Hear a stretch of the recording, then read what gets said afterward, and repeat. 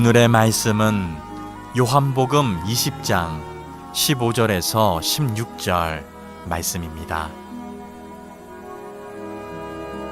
예수께서 이르시되 여자여 어찌하여 울며 누구를 찾느냐 하시니 마리아는 그가 동산지기인 줄 알고 이르되 주여 당신이 옮겼거든 어디 두었는지 내게 이르소서 그리하면 내가 가져가리이다. 예수께서 마리아야 하시거늘 마리아가 돌이켜 히브리 말로 라보니 하니 이는 선생님이라는 말이라. 아멘.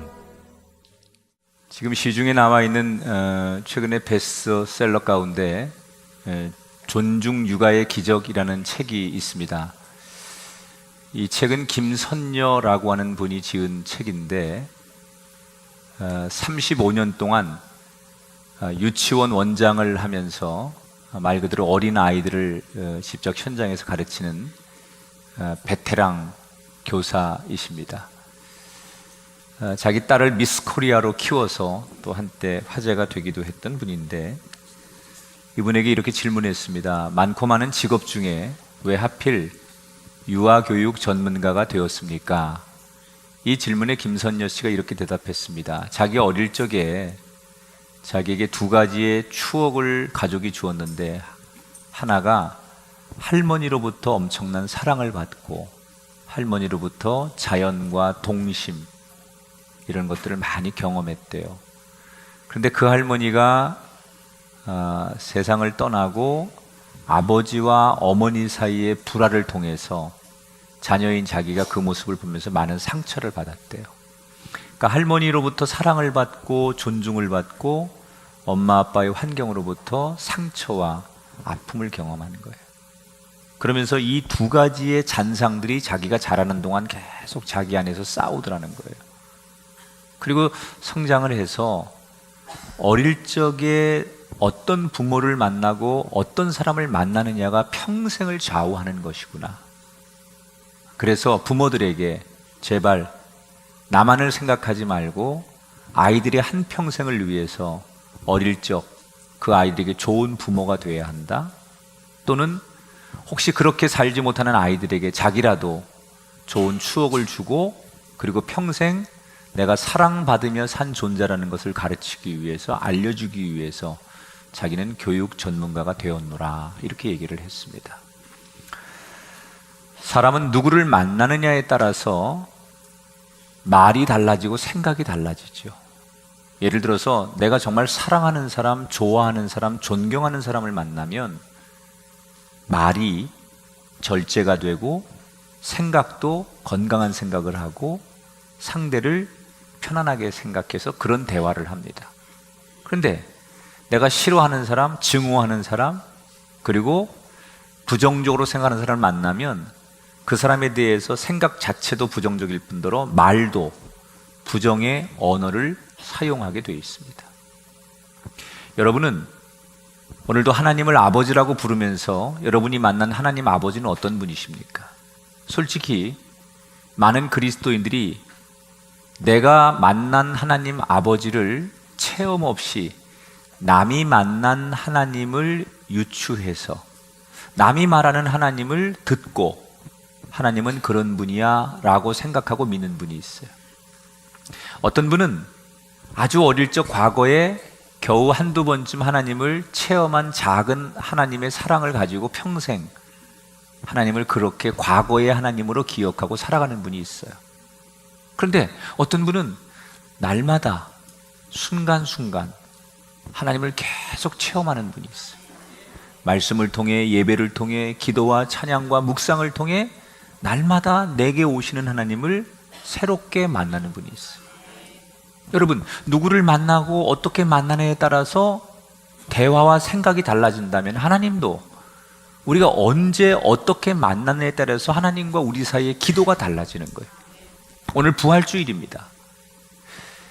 교회에서 하는 예배, 찬양, 기도, 봉사, 그리고 어떤 양육, 모든 것에 우리가 영역을 나눠 놓지만 교회에서 하는 모든 영역의 일들 가운데 한 가지의 목표는 다 하나님을 만나기 위해 사는 거예요. 여러분, 하나님을 만나지 못하면 예배와 봉사와 나눔과 우리의 친교가 아무 의미가 없어요. 오늘도 하나님을 만나야 돼요. 특별히 여러분은 부활절 그러면 내게 부활절은 어떤 겁니까? 나는 부활의 예수님을 어떻게 만났습니까? 이 부활절이 2000년 전에 그냥 사건이고 성경에 기록된 거고 오랫동안 기독교가 지키는 절기이기 때문에 나는 오늘도 부활절을 지키는, 명절을 지키듯이 그냥 지키는 그런 부활절이라면 앞으로 10년, 100년이 가도 나한테 이 부활절은 그저 정말로 절기에 불과한 부활절일 겁니다. 그러나 오늘 요한복음 20장에 나오는 이 부활을 정말 나의 부활로 만드는 사건의 한 사람을 추적해 가면서 내가 그런 부활의 주인공이 돼야 되겠다. 오늘 요한복음 20장의 얘기는 이런 내용입니다. 예수님께서 목요일 저녁에 체포를 당하시죠. 그리고 금요일 오후 3시에 예수님께서 십자가에서 죽으십니다. 말 그대로 하루 사이에 모든 게 다 일어나요. 목요일 저녁에 붙잡히셨는데 아주 짧은 시간에 모진 고문과 매맞음과 구타가 진행되면서 모든 절차를 생략한 불법 재판이 진행이 됩니다. 이미 유대인들과 로마 사람들이 결탁해서 예수님을 죽이기로 결정했기 때문에 일반적인 재판, 상식 그런 것이 다 무시되고 예수님은 금요일 날 곧바로 십자가에 달려서 오후 3시경에 숨을 거두십니다. 오후 3시라는 시간이 어떤 시간이냐? 금요일 오후 3시는 당시 유대인들에게 토요일이 되면 안식일이 되는데 안식일이 시작되는 2시간에서 3시간 전의 시간이에요. 그러니까 당시 율법에서 유대인들은 안식일에는 장례를 하면 안 돼요. 그러니까 예수님께서 목요일 날 밤에 잡혀서 금요일 날 오후 3시에 숨을 거두셨는데 안식일이 시작되는 시간이 한 3시간 남았거든요. 그러면 안식일이 시작되면 장례를 못 치르니까, 아니면 안식일이 끝날 때까지 시신을 기다려야 되니까 이 2-3시간 안에 급한 장례를 치러야 되는 거예요. 그래서 예수님의 시신을 수습해서 몇몇 제자들과 여인들이 예수님의 장례를 치르는데, 여러분, 우리가 지금도 동서양의 장례 문화가 조금씩 다르긴 하지만 어떤 장례든 간에 공통점이 있어요. 이건 아주 수천 년 동안, 그리고 동서양의 문화가 달라도 공통의 장례식이 있어요. 그게 뭐냐? 사람이 죽으면 시신을 깨끗하게 닦는다는 거예요. 이건 동양과 서양이 똑같아요. 우리 같으면 시신을 깨끗하게 닦고 그리고 거기다가 수의를 입히죠. 그게 한국의 장례 문화예요. 당시 유대인의 장례 문화도 그래요. 옷을 벗긴 후에 시신을 깨끗하게 닦습니다. 그리고 거기다가 향유를 발라요, 유대인들은. 그리고 세마포, 수의 같은 것을 입혀서 장례에 모시는 게 유대인들의 장례. 똑같이 우리랑 비슷해요. 우리는 3일장 뭐 이렇게 5일장 하지만 유대인들은 그렇게 할 수가 없어요. 시신이 금방 부패하니까 당일 그냥 모든 절차를 다 치릅니다. 그런데 2시간 안에 안식일 전에 장례를 치러야 되니까 이 사람들이 지금, 여러분, 심리적으로 패닉이 온 거예요. 예수님이 죽을 거라고 아무도 생각 안 했어요, 제자들은. 왜냐하면 가까이서 예수님을 3년 동안 모시고 따랐던 측근들은 예수님이 죄가 없다는 걸 누구도 잘 알고 있었어요. 이건 정치적인 모함이고 법의 횡포고 상식을 넘은 월권이고, 그래서 적어도 정의가 살아있고 법이 집행되고 재판이 진행되면 예수님이 지금 모함으로 끌려가셨지만 무죄 선고를 받고 반드시 나올 거다. 시간은 좀 걸리겠지만 예수님 결국 무죄를 받고 나오실 거야. 이런 기대감이 모든 제자들에게 있었어요. 그리고 한편에는 예수님이 그동안 하나님의 아들로 가나 혼인 잔치집에서 기적을 행하신 것처럼 많은 이적과 기적을 행하셨기 때문에 급하면 자기가 스스로 자기를 디펜스할 수 있도록 억울한 일을 당하지 않으실 거야, 이렇게 다 생각했기 때문에 예수님이 죽을 거라고 생각도 못했고, 그래서 장례 무슨 용품이나 장례를 아무도 준비를 안 했던 거예요. 그런데 생각지도 않게 예수님께서 하루 사이에 모든 것들이 허물어지고 죽으셨어요. 그래서 그 충격에 2-3시간 남은 시간에 급하게 장례를 치르느라고 결국 예수님 몸에 향유를 바르지 못하고 시신을 수습해가지고 피 묻은 걸 겨우 닦아가지고 세마포에 둘둘 말아서 아리마대 요셉이라고 하는 사람의 무덤을 빌려서 거기다 예수님을, 시신을 안치하는 거예요.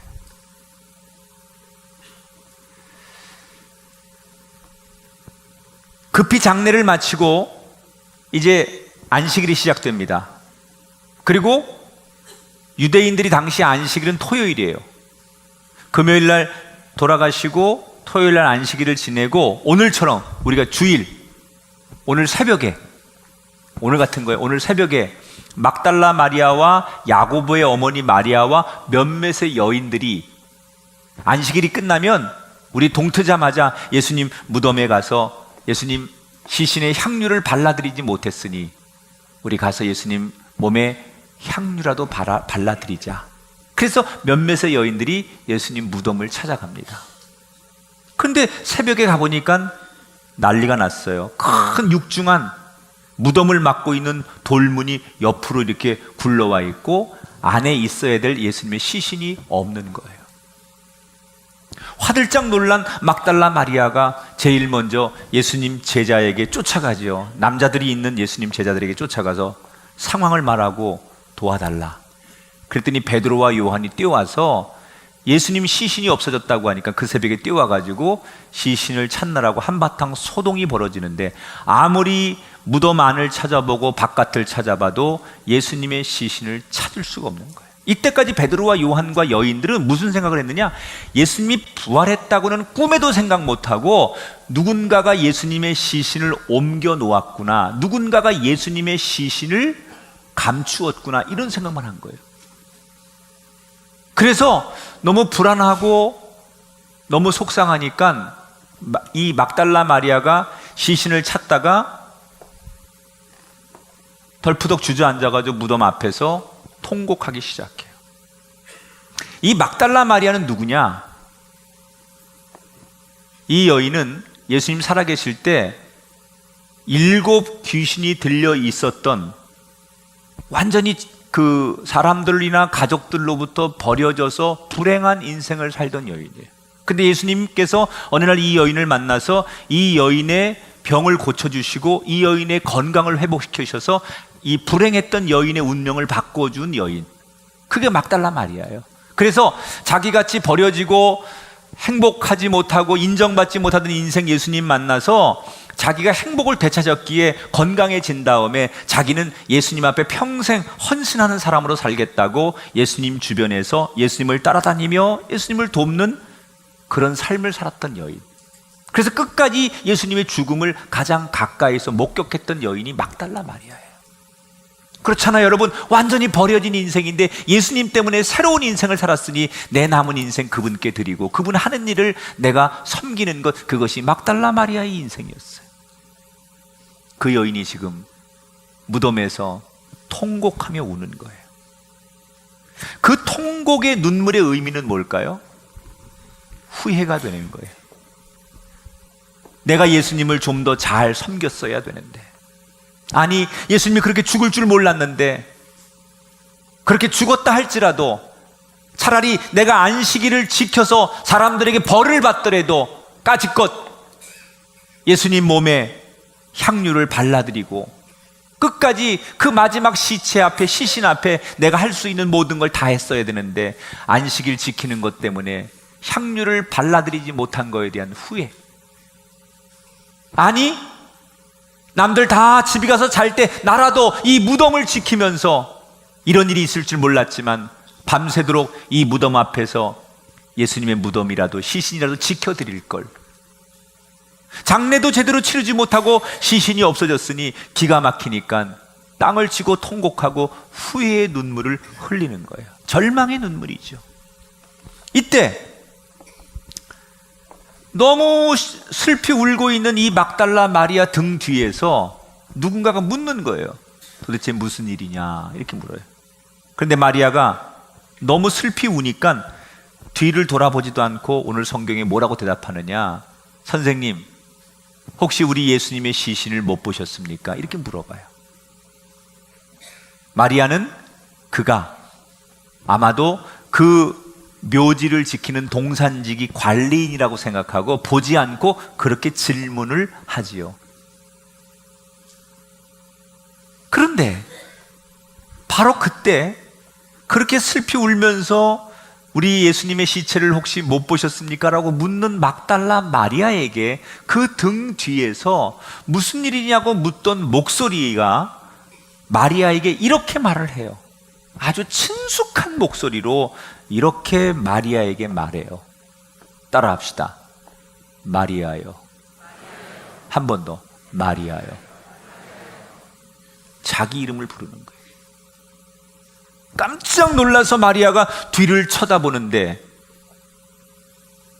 사라진 예수님이, 죽은 예수님이 자기 앞에 서서 환한 미소와 함께 자기의 이름을 또렷하게 부르고 있는 거예요. 여러분, 마리아가 처음 그 모습을 보고 예수님 살아나셨다고 할렐루야 그랬을까요? 아니에요. 그는 완전히 얼음 땡, 그대로 멈춰라 땡 이러고 말도 못하고 눈도 껌뻑거리지 못하고 숨도 제대로 못 쉬고 자기 앞에 서 계신 예수님을 보면서 무슨 생각을 하느냐? 내가 꿈을 꾸는 건가? 환상을 보는 건가? 내가 미친 건가? 이런 생각을 자기 스스로 하죠. 그때 예수님께서 다시 마리아의 이름을 부르시고 그에게 말을 거시고 그러면서 예수님이 진짜로 내 눈앞에 살아나셔서 부활되신 것을 이 마리아가 최초로 경험을 하게 되는 거예요.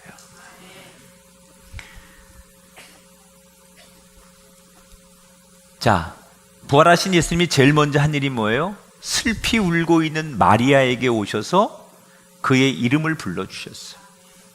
여러분, 오늘 이 부활절 아침 부활의 신앙을 가진 여러분에게 주님이 가장 슬프고 절망스럽고 아무도 나를 알아주지 않을 때 내 이름을 불러주는 은혜가 있게 되길 축원합니다. 나를 향해 고요히 가장 부드럽고 익숙한 목소리로 마리아야 라고 불렀던 그때 그 주님의 음성이 여러분의 인생 속에도 가정 속에도 삶의 자리에도 가장 절망하고 땅을 치고 후회할 만한 그때 무덤같이 슬피 울어야 하는 그 상황에서 그 음성이 들리게 되기를 주의 이름으로 축원합니다. 사실 예수님이 빈 무덤을 다시 찾아올 이유가 없으셨어요. 예수님은 무덤을 나가신 거예요. 이미 죽음에서 부활하신 거예요. 그래서 다시 무덤을 찾아오셨어요. 왜 무덤을 찾아오셨느냐? 이유가 있어요. 슬피 울고 있는 한 여인의 울음을 닦아주고 위로해 주기 위해서. 오늘 이 부활절은 그렇게 슬피 울고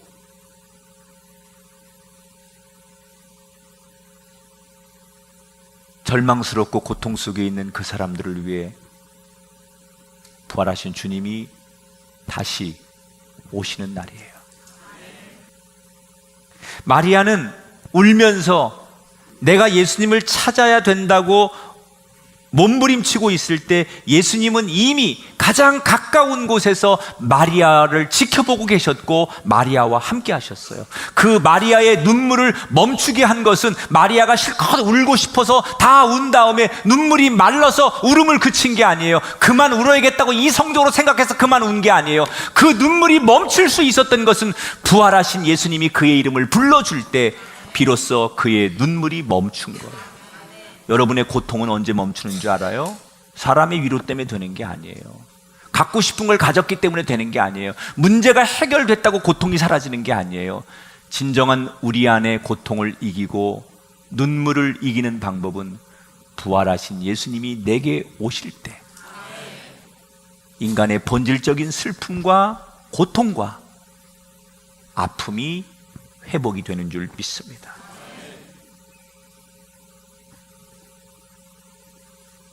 부활하신 예수님을 만났어요. 그때부터 마리아가 변화가 일어났어요. 그 변화의 힌트가 16절에 나와요. 마리아가 돌이켜 히브리 말로 라보니 하니 이는 선생님이라는 말이라. 자, 이런 거예요. 부활하신 예수님 만나기 전에 울었죠. 땅을 치고 울었어요. 그때 울음은 뭐예요? 후회의 눈물. 예수님한테 잘해드릴 걸 지켜드리지 못한 거, 향유도 발라드리지 못한 거, 이거 후회하는 거예요. 그러니까 그때 예수님을 생각하면서 그가 드렸던 기도는 절망의 기도, 한숨의 기도. 그 언어가 희망적인 거 하나도 없어요. 자책하는 언어, 그리고 소망이 없는 언어, 이제 어떻게 하면 좋죠? 이제 어떻게 하면 좋죠? 난 죽어야 돼. 뭐 이런 기도, 이런 언어밖에 없었어요. 그런데 부활하신 예수님을 만나서 너무 놀라서 눈물이 잠시 뚝 그쳤어요. 그리고 진짜 부활하신 예수님임을 확인하고 다시 막달라 마리아가 울기 시작했어요. 그리고 선생님, 그리고 불렀어요. 그런데 앞에서 불렀던 선생님과 뒤에서 부른 선생님은 의미가 달라요. 이렇게 이야기하면 쉬울까요? 만약에 여러분의 어머니가 계세요. 근데 이 어머니가 운명 직전에 계세요. 그때 가족들이 다 모였어요. 그 중에 가족들 중에 막내가 엄마 나 왔어. 제발 한 번만 눈 떠서 내 이름 한 번만 불러줘. 엄마 제발 소원이야. 내 이름 한 번만 불러줘. 그러나 의사들이나 모든 가족들은 어머니가 다시 돌아올 가능성은 없다. 그렇게 다 말하는데 이 막내 아들은 제발 엄마가 눈 떠서 내 이름 한 번만 불러달라고 엄마 앞에 눈물로 엄마를 흔들기 시작해요. 근데 기적이 일어났어요. 진짜 엄마가 눈을 뜨더니 내 이름을 불러주는 거예요. 조금 전에 숨을 거두기 직전에 엄마를 흔들면서 제발 엄마 숨 쉬어, 엄마 눈 한 번만 떠줘 라고 말하면서 울었던 그 엄마를 불렀던 그 엄마하고 엄마가 정말 살아나서 나를 바라보며 힘없이 내 이름을 불러줄 때 그때 다시 엄마를 보며 울며 엄마를 부를 때 그 엄마는 뭐예요? 살아나줘서 고마워. 엄마 내가 잘할게. 나 이제 진짜 좋은 아들 되고 사람답게 살게. 엄마가 그렇게 원하는 대로 거룩한 신앙인이 되고 엄마 말씀대로 하나님의 자녀로 살 테니 고마워. 그런 거죠. 이 막달라 마리아가 부활하신 예수님을 만나고 나서 바뀐 첫 번째가 뭐냐? 자기의 언어가 바뀐 거예요. 부활하신 예수님 만나기 전에 그가 내뱉은 모든 말들은 부정의 언어, 절망의 언어, 원망의 언어, 자책의 언어. 그런데 부활하신 예수님 만나고 나서 그가 내뱉은 말들은 다 소망의 언어, 창조의 언어, 희망의 언어. 여러분, 우리가 왜 부활하신 예수님을 만나야 되는지 알아요? 기독교는 부활이 없으면 빈 껍데기예요. 기독교가 진짜 종교인 것은 부활이 있기 때문에. 그래서 많은 그리스도인들이 이 부활론을 깊이 인정하지 않으면, 이걸 체험하지 않으면, 이 신앙을 갖지 않으면 기독교는 그냥 여러분이 종교예요. 샤머니즘이야. 여러분 스스로 위로받으려고 나오는 거지 하나님이 나를 위로하는 게 아니에요. 내가 여기 나와서 오늘 예배했으니까 이만큼 내가 정성을 들였으니까 내 스스로 내 마음을 위로하는 거, 그건 샤머니즘이에요. 내 의와 상관없이 하나님이 오늘 나를 위로하시고 나를 회복시키는 것, 그것이 진정한 기독교 하나님의 사랑이에요. 근데 그 핵심이 뭐냐? 부활신앙이에요. 부활신앙. 이 부활신앙이 없으면 우리가 드리는 기도, 여러분 다 기도하시잖아요. 하나님 이름도 부르고 하늘에 계신 우리 아버지. 그러지만 그거는 그냥 인간의 언어예요. 넋두리예요. 나 혼자 떠드는 얘기예요. 그게 하나님께로 들려지는 소리, 하나님과의 대화, 하나님이 들으시는 기도가 되려면 부활을 만났느냐 만나지 못했느냐에 따라서 우리의 언어와 생각이 다른 거예요. 나는 우리 광교 꿈의 교회 성도들 부활신앙이 되시기 바랍니다. 이 부활을 확신하고 이 부활의 신앙이 얼마나 대단하고 이 부활신앙이 기독교에게 얼마나 중요한지를 알아야 돼요. 그래서 이 부활절은 절기가 아니에요. 이 부활절은 명절이 아니에요. 이 부활절은 우리로 하여금 달라지게 만드는 날, 이 부활을 경험하면 우리의 인생이 달라진다는 거예요.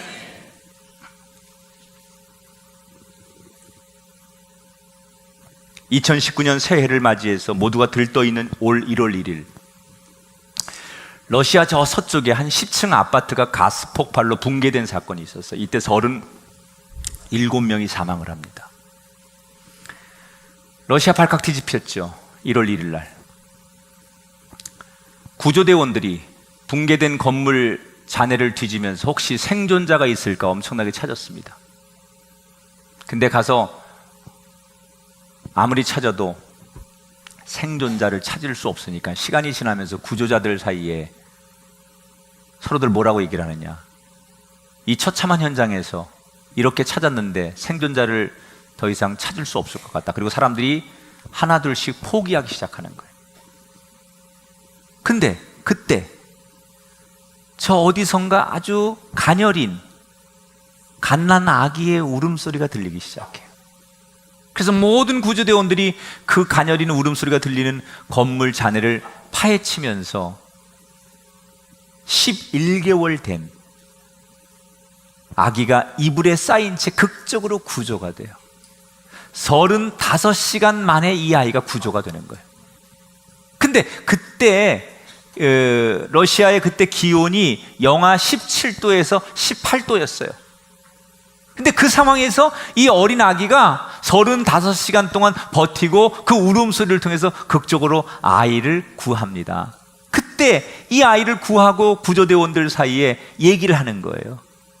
조금 전까지 한 명의 생존자도 구하지 못할 때는 자기들끼리 포기하자, 안 돼, 구할 수 없을 거야, 이렇게 절망과 부정의 언어를 썼던 이 구조대원들이 그 어린 아기 한 명을 구하면서 자기들끼리 언어가 바뀌기 시작했어요. 야, 남은 한 생명을 구할 때까지 숨이 붙어있는 한 우리 최선을 다하자, 한 명이라도 더 살리자. 그래서 구조대원들이 다시 열심을 내고 생존자를 향하여 뛰어들어갔다는 거예요.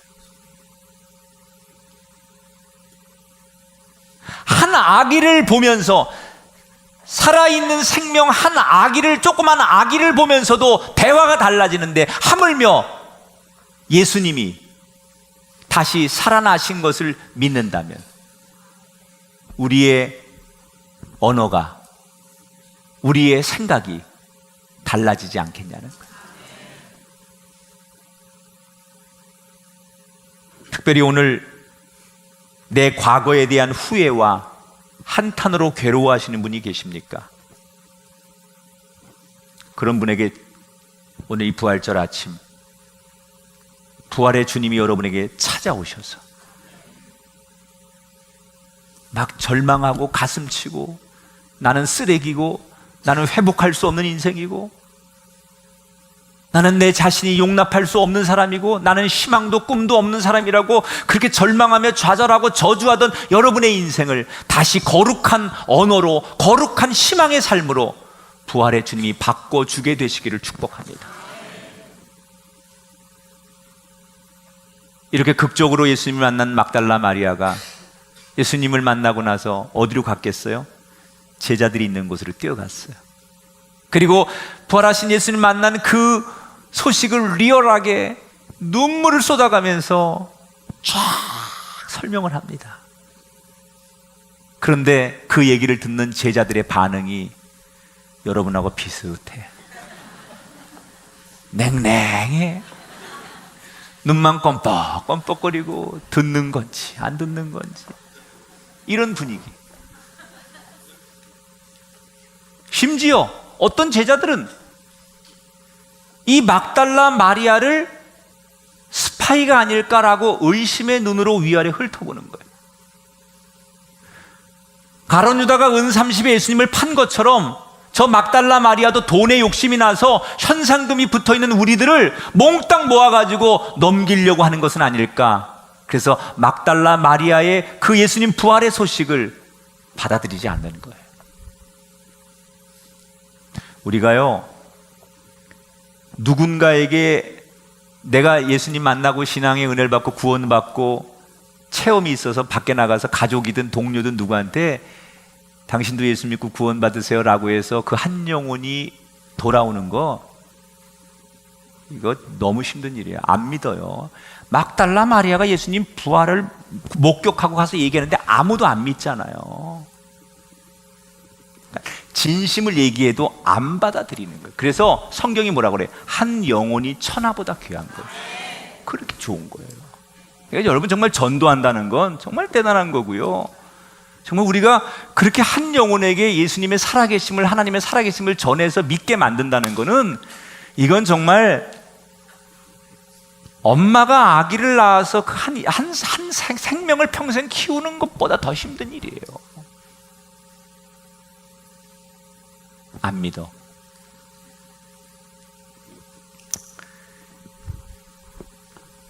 주일날 새벽에 마리아가 예수님 만났잖아요. 그리고 오전에 뛰어가가지고 제자들에게 말했는데 안 믿는 거예요. 아무라 믿어야 된다고, 예수님이 오셨다고, 내가 직접 만났다고, 별 얘기를 해도 사람들이 막달라 마리아를 안 믿는 거예요. 그렇게 하루가 가고 그날 저녁이 되었어요. 그런데 예수님께서 부활의 몸으로 그 제자들이 있는 곳에 나타나셨어요. 할렐루야. 그런데 여러분, 여기서 내가 오늘 시간이 없어서 반드시 성경 공부를 하세요. 이런 것 때문에 여러분 이제 성경 공부가 필요한 거예요. 설교는 딱 여러분에게 은혜를 주는 것밖에 내가 못해요. 지금 제가 이런 부분들을 우리가 이제 성경 공부 같은 걸 통해서 여러분 배우셔야 되는데, 그럼 성경이 말하는 부활은 뭐냐? 이걸 알아야 돼요. 성경에서 말하는 부활의 조건이 있어요. 부활은 어떤 거냐면 완전히 죽었다가 살아나는 게 부활이에요. 그러니까 죽다가 살아나는 걸 부활이라고 안 해. 그건 부활이 아니고, 성경이 말하는 부활은 완전히 사망하고 다시 사는 거. 그런데 완전히 사망한 다음에 다시 살아나는 그때 부활은 어떤 변화가 있느냐? 우리의 몸이 신령한 몸이 되어서, 부활 전에 우리 육신은 썩고 늙고 퇴화하고 병들고 하죠. 그러나 성경이 말하는 부활의 몸은 신령한 몸이기 때문에 더 이상 썩지 않고 병들지 않고 변하지 않는 거예요. 그리고 부활의 몸은 시간과 공간을 초월하는 거예요. 그래서 예수님께서 부활의 몸을 입고 제자들에게 나타나셔서 공간을 초월해서, 제자들이 지금 두려우니까 막달라 마리아 얘기를 듣고 문을 더 꽝꽝 몇 겹으로 걸어 잠갔어요. 그런데 예수님께서 영화에 나오는 것처럼 벽을 통과하고 문을 통과하고 그냥 걸어서 공간을 초월해서 제자들이 있는 곳에 들어오신 거예요. 그때 제자들의 반응이 어땠겠어요? 쓰러지는 놈, 자빠지는 놈, 우는 놈, 별놈 다 나왔을 거 아니에요. 그 모습을 보면서 마라나타 어서 오십시오 그랬겠어요? 제자들이 혼비백산해가지고 이게 뭔 일인가 그래가지고 난리가 났습니다. 그때 예수님께서 먼저 혼란을 줄이기 위해서 겉옷을 벗어서 당신의 옆구리의 창자국을 보여주시고 손에 구멍난 못자국을 보여주시면서 그들로 하여금 예수님이 진짜 살아나심을 체험시키는 거예요.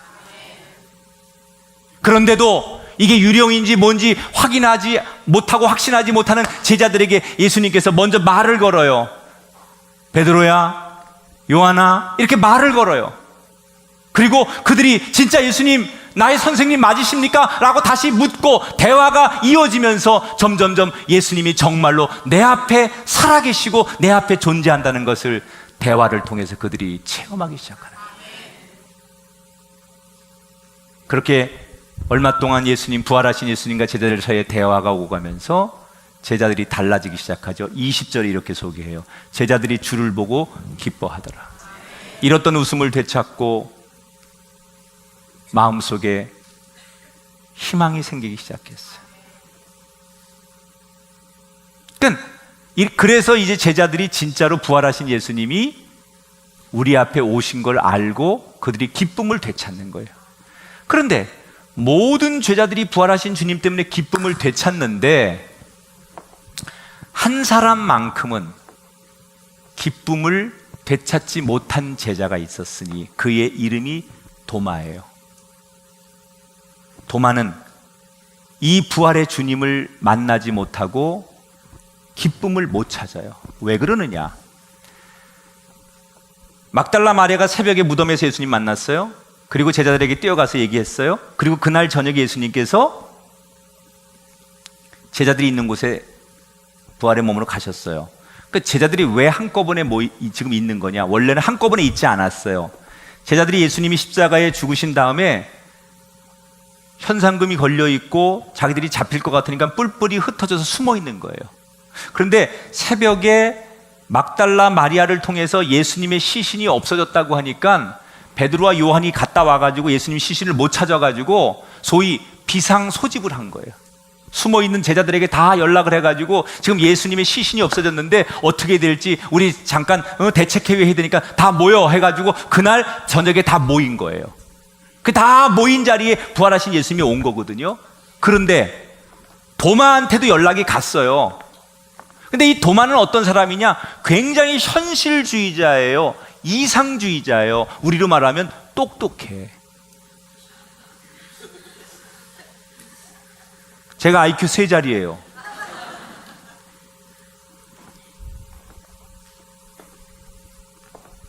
똑똑한 사람이에요. 아마 제자들 중에 제일 똑똑한 사람이에요. 도마가 연락이 갔어요. 다 모인대. 예수님 시신이 없어져가지고 그 문제 때문에 모여서 회의하자고 다 모이자는 거예요. 그때 도마가 혼자 무슨 생각하느냐? 거기 가면 안 된다. 거기 갔다가 만약에 몽땅 잡히면 우리 조직이 다 끝나는데, 이게 무슨 계략일 수도 있고 만에 하나 무슨 일이 생길 수도 있으니 나라도 그 회의에 참여하지 말고 한 발짝 뒤에 물러서서 지켜보다가 나중에 괜찮으면 합류하면 되겠다. 기가 막힌 사람이야. 가끔 교인들 중에, 사람들 중에 현대인들이 이런 사람이 있어. 야, 거기 가면 괜히 쓸데없는 그 직책 맞고 뭐 내라고 그러니까 오늘은 가면 안 돼, 다음에 가. 그래서 자기 쓱 빠지는 거예요. 그날 곤란하니까.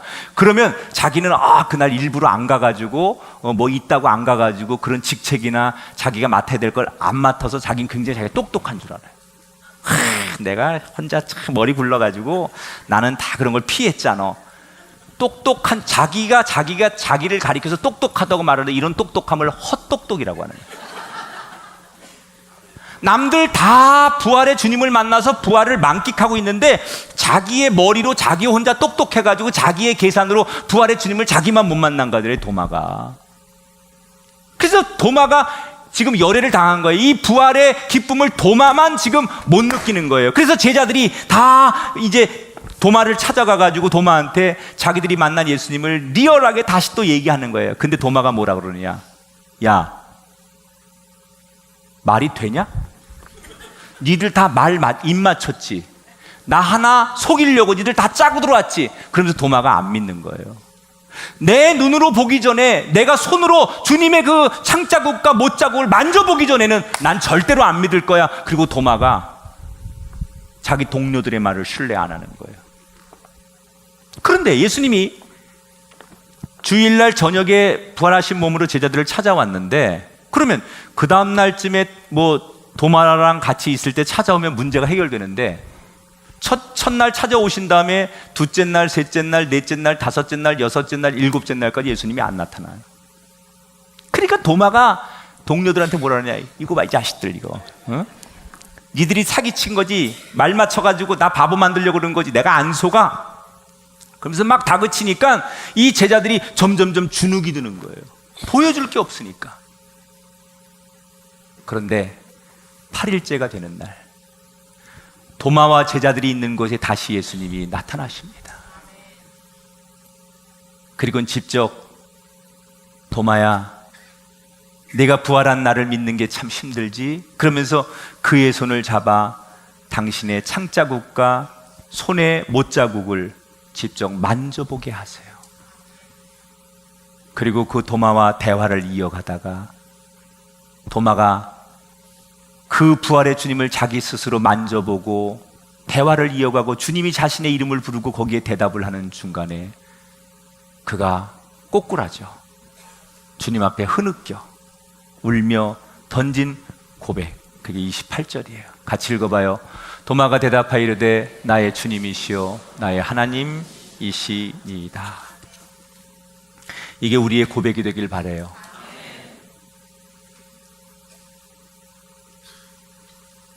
우리가 도마 같은 인생이었지요. 사람 같지 않은 인생, 나 자신만 알았던 인생. 그런데 도마가 이렇게 바뀌었어요. 무엇이 도마를 이렇게 만들어 놨나요? 교육이 아니에요. 신념이 아니에요. 사람의 설득이 아니에요. 부활의 주님을 만났기 때문이에요. 이제는 가룟 유다를 제외한 나머지 11 제자가 다 부활의 예수님을 만났어요. 그리고 그들은 어떻게 변했습니까? 부활하신 예수님을 만나기 전에는 세상 권력이 두려웠어요. 그래서 숨어 있었어요. 하나님이 살아계신 것도 의심했어요. 그런데 부활하신 예수님을 만난 뒤에 그들은 예수님이면 다 된다고 확신이 생기고 용기가 생기고 미래에 대해서 기대하는 마음이 생겼어요. 그들의 언어가 바뀌었어요. 예수님이 죽었을 때는 푸념하고 서로가 책임을 전가하고 절망하고 우리가 괜히 예수님을 쫓아다녔다고 후회하고 그런 부정적인 대화를 주로 했어요. 그리고 그 대화는 자기들끼리 주고받는 대화였어요. 그런데 부활하신 주님을 만나면서 부정적인 대화가 긍정적인 대화로 바뀌었어요. 자기들끼리 하던 대화가 예수님과 하는 대화로 바뀌었어요. 비로소 그들의 언어가 기도가 된 거예요. 우리끼리 백날 주고받는 얘기는 대화예요. 인간의 언어예요. 그건 기도가 아니에요. 누군가를 걱정해서 우리끼리 나누는 얘기는 백날을 해도 인간의 언어예요.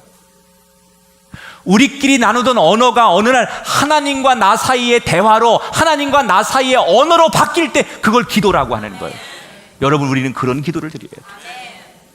사람에게 주고받는 언어로 우리가 기도했다고 말하면 안 돼요. 우리가, 여러분, 우리끼리 즐거워서 부르는 노래는 음악이에요. 그것이 하나님에게 들려지고 하나님이 받으시면 그게 찬양이 되는 거예요. 세상에 나가서 우리가 NGO를 통해서, 무슨 단체를 통해서 얼마든지 고아들을 돕고 불쌍한 사람 돕고, 여러분 미혼모를 돕고, 그거 여러분 봉사할 수 있어요. 그건 인간의 그냥 휴머니즘, 인간이 가지고 있는 그냥 사람을 긍휼히 여기는 마음이에요. 그러나 그것이 하나님을 통하여 전달이 되면 그것이 섬김이 되는 거고, 그게 선교가 되는 거예요. 지금 부활의 주님을 만난 다음에 비로소 기도가 된 거예요. 그 전에 그들이 드렸던 기도는 기도가 아니에요. 그리고 보면 우리는 부활의 주님, 부활의 신앙이 없으면서 우리가 드리는 기도가 어쩌면 인간의 언어로, 우리들끼리 주고받는 언어로 우리는 그걸 기도라고 착각하고 우린 기도를 많이 했다고 생각할 수도 있어요. 그게 진짜 기도가 되려면 부활의 주님을 체험하고 부활의 믿음을 가지고 비로소 부활하신 주님을 확실히 바라보며 고백할 때 비로소 우리는 말이 아닌 기도자가 되는 줄 믿습니다. 따라합시다. 말이 기도가 될 때, 노래가 찬양이 될 때, 봉사가 섬김이 될 때. 아멘. 누구를 어떻게 만나냐에 따라서 우리의 언어와 생각이 달라져요. 부활의 주님을 만나시되 내가 만나는 게 아니에요.